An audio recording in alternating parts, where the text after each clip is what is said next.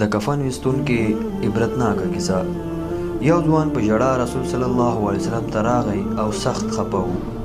ویل یې ای د الله رسوله، د الله له ډاره سخت ویرېږم. رسول الله صلی الله علیه وسلم ته وویل شرک دې کړی؟ هغه وویل نه. رسول الله صلی الله علیه وسلم ورته بیا وویل ناحقه وینې دې تویې کړې؟ هغه بیا وویل نه.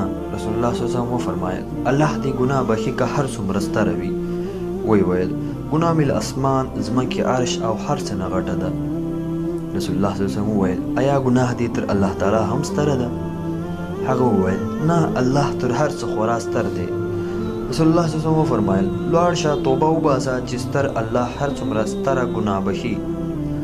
وروسته یې وویل ووایه ګناه دې څه؟ هغه وویل ای د الله رسوله درنه شرمېږم چې ووایم. رسول الله صلی الله علیه وسلم وفرمایل ووایه څه دې کړي؟ هغه وویل 7 کاله مې قبرونه راسپړل او له مړیو مې کفنونه ویستل، تر دې چې یوه ورځ مې د نجلۍ قبر راوسپړ.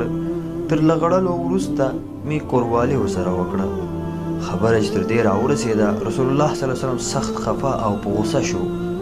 ویې ویل دا فاسق وباسئ او ورته یې وویل ته څومره دوزخ ته ورنږدې یې. ځوان بهر راووت او سخت یې وژړل.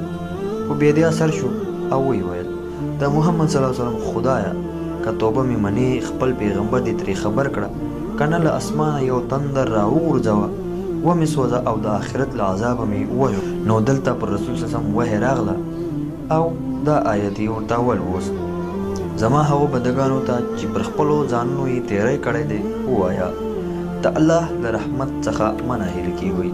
په یقیني ډول الله جل جلاله ټولې ګناهې بخښي، هغه ښه بخښونکی او مهربان دی. هیله کوم ملګرو چې ویډیو به مو خوښه شوې وي. د لا نورو داسې ویډیوګانو لپاره زموږ چینل سبسکرایب کړئ او ویډیو له نورو ملګرو سره هم درسره شریکه کړئ.